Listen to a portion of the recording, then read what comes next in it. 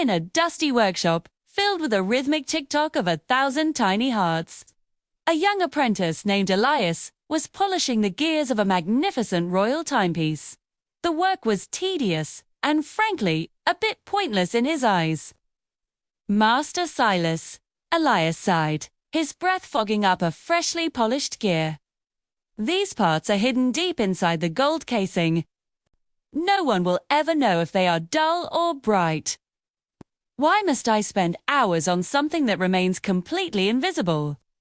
His master, Silas, didn't even look up from his own intricate work.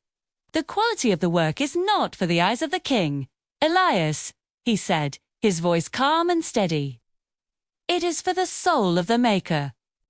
A clock with a beautiful face but a rusted heart is nothing but a lie." Elias didn't quite understand, but he went back to his polishing. Weeks later, Elias was working alone, late one evening. As he carefully assembled a delicate movement, his hand slipped, and with a sickening little snap, he broke a vital hairspring.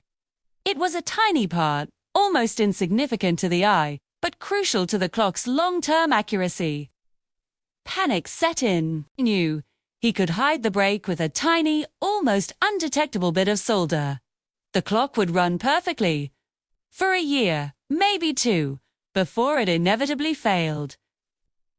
He glanced at the workshop door, then back at the broken spring in his trembling hand. He thought about how easy it would be to cover his mistake. But then, Master Silas's words echoed in his mind. "A rusted heart is a lie."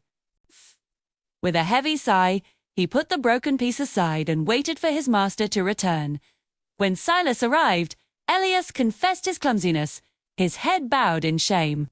Silas picked up the broken piece and examined it. He looked at Elias, not with anger, but with a surprising warmth in his eyes. He didn't yell. Instead, a slow smile spread across his face. He had traded a small piece of metal for a large piece of integrity. "My boy," Silas said gently, "we can always replace the spring. We cannot so as only replace a clean conscience." Years passed. Master Silas grew old and frail, his hands no longer steady enough for the fine work he loved. Just then, the most prestigious commission of a lifetime arrived, the contract to build the great tower clock for the city. The city council wanted the most famous clockmaker in the land.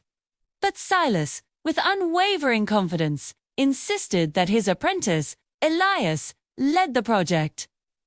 Elias poured his heart and soul into the great tower clock, spent months crafting every single gear, spring, and lever to perfection, especially the ones deep inside the mechanism that no one would ever see.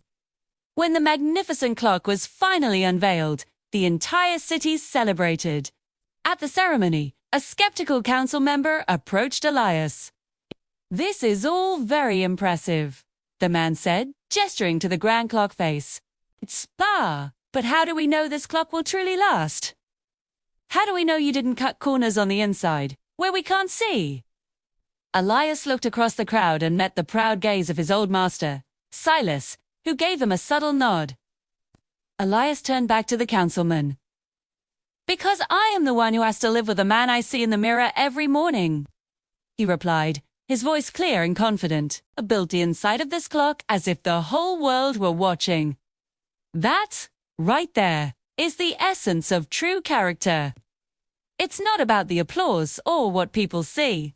It's about what you do when you think no one is looking. Success built on shortcuts is a hollow victory, a beautiful clock with a rusted heart." If this story resonated with you, hit that like button and subscribe for more content that makes you think. See you in the next one.